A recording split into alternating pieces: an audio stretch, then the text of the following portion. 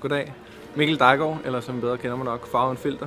Jeg havde lige været inde på en forpremiere på Susanne Biers nye film, En chance til. Jeg har taget ham. Jeg har taget deres barn. Han er vores nu. Det er perfekt. Og når man er ny forælder, på trods af at jeg er rimelig barsk på Sydhavnen, så er det noget af en mundfuld at tage som ny forælder. Især nu, når vores datter på 4 måneder bliver babysitter af mormor, og hun er væk fra mor og far. Så er det især hårdt for mor. Det er også hårdt for mig, men at se tårerne trille fra min kærestes kinder, det betyder, at på en måde, så synes jeg, at man skal gå ind og se den, men man skal da vide, hvor sin baby er, mens man ser den. Det er helt sikkert.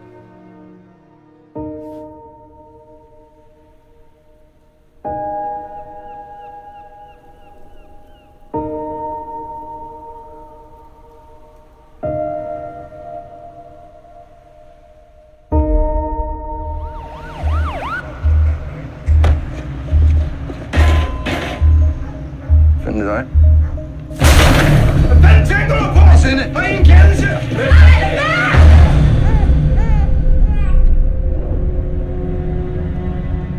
Man er jo stjernepsykopat, og vi skal have ind for et eller andet. Jeg kan jo ikke have et barn. Han ender med at slå dem begge to ihjel. Så længe der ikke er tale om underernæring, og barnet ellers er sundt og rask, så kan man jo ikke tvangsfjerne.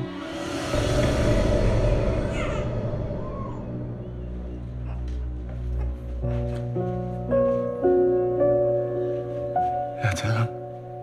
Jeg har taget deres barn. Han er vores nu.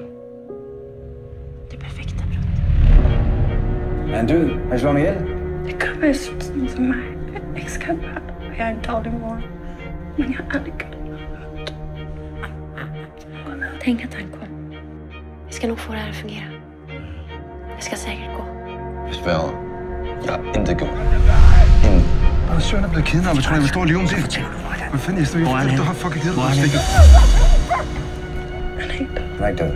Hvor er han så henne? Han är inte.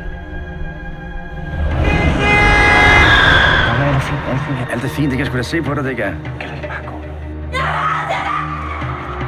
Nu tar du någon så tar du utan.